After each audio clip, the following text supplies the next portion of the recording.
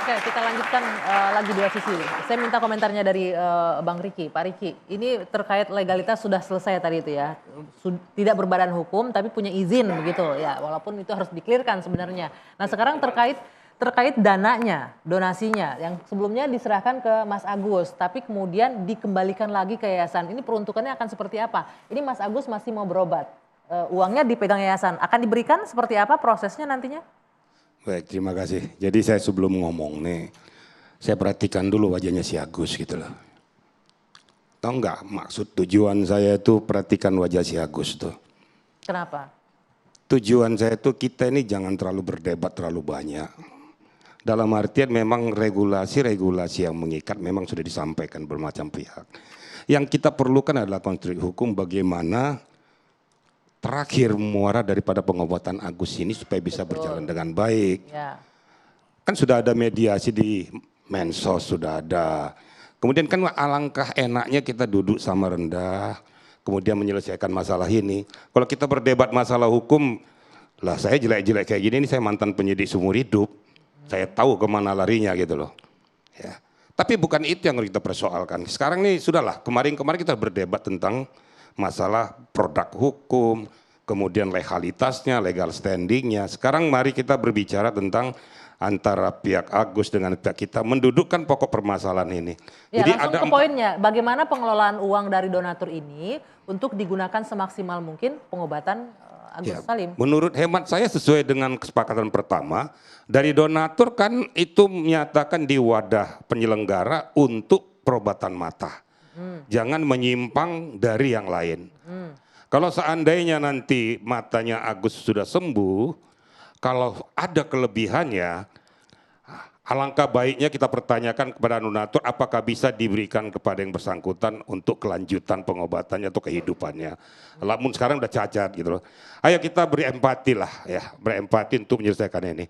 Jadi inti kritikal poinnya di situ adalah tujuan utama kita uang tersebut utamakan untuk sepakat, udah sampai di sana. Saya ke Bang Jod. Sekarang untuk proses pengobatan Agus akan seperti apa pengelolaan dananya? Jadi gini. Sudah hidup. Ya. Sudah hidup. Jadi gini, pada dasarnya mari kita dudukkan dengan melibatkan para pihak. Ya kalau mau memang berlanjut kepada operasi, libatkan Densus, libatkan donatur. Karena tidak boleh sepihak tuh. Kalau cuma antara kami dengan tim Agus, maka ini menjadi persoalan hukum.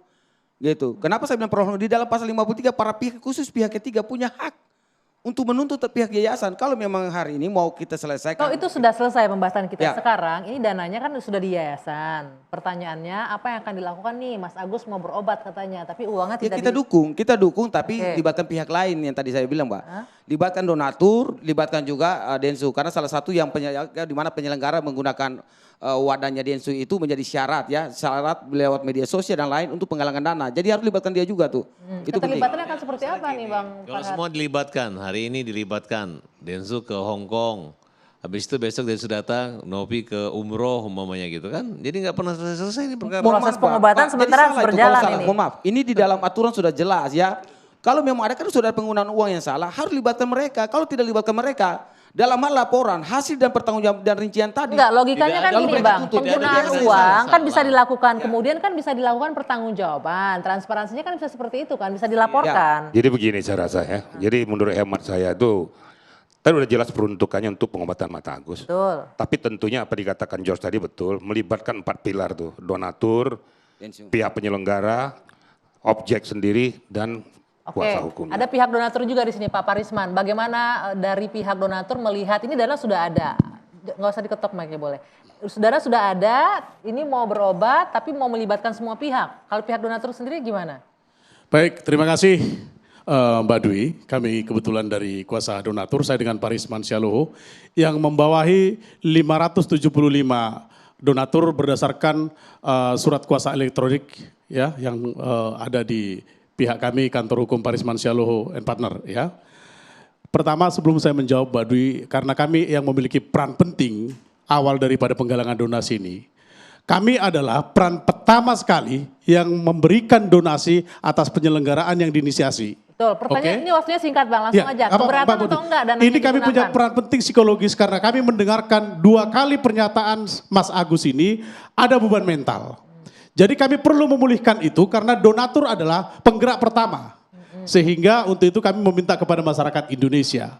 Di samping hanya masalah pengobatan donasi ini, ada hal yang lebih penting yaitu supaya kita memberikan pengobatan secara mental Agus ini agar kembali mentalnya itu tidak tertekan seperti apa yang disampaikan tadi. Apa Ini yang paling misalnya penting. pengobat kalau butuh dana untuk pengobatan mental Artinya di sini diserahkan? paling penting adalah saya berharap kepada seluruh masyarakat Indonesia jangan lagi memberikan bulian-bulian atau mengejek si Agus ini supaya ia ada penyembuhan secara mental. Itu oke ya. Dari satu ini saya ada dua nih, kita cover both side ya. Dari donatur ini katanya setuju. Kalau Bang Pitra mewakili donatur yang mana nih untuk Kalau penggunaan kita dana? sebenarnya donatur yang di bawah saya itu ikhlas gitu loh. Namanya kita sudah memberi pasti kita ikhlas. Betul.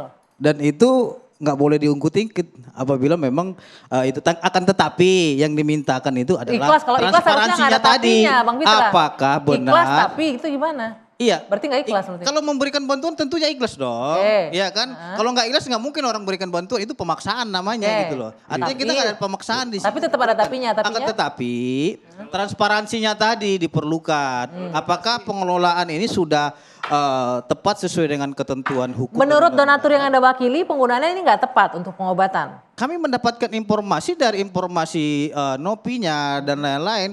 Ada uang itu yang dikelola penggunaannya untuk membayar utang seseorang. Jadi itu perlu dipertanyakan di sini.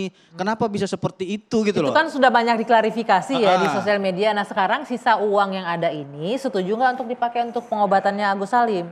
Kalau itu pasti tentu setuju dong. Setuju Karena ya? di awal kan Oke, konsepnya seperti Bang itu. George, artinya dari donatur. Gitu loh. Sedikit Pak Dwi. Jadi begini ya, kalau kita lari kepada komitmen penggalangan awal, uang yang terkumpul itu 1,5 ya, yang sudah terkumpul untuk donasi kepada Agus. Artinya kalau ada dugaan penyimpangan senilai 138 juta dari total daripada 1,5 itu, sehingga 1,3 ini dikembalikan ke atau diambil alih oleh yayasan. Menurut hemat kami kalau kita lari kepada konsep itu, apabila memang ini menjadi pokok permasalahannya, tentu mereka mungkin bisa saja dimintakan untuk melakukan ganti rugi terhadap uang yang dipakai yang diduga digelapkan. Tapi untuk yang 1,3-nya tetap harus diserahkan. Itu kalau menurut pendapat kami. Oke, Begitu nanti ya? kita jeda dulu, Ini artinya donatur sudah setuju. Yayasan gimana? Nanti kita bahas usai jeda saat lagi. Tetaplah bersama kami di Dua Sisi.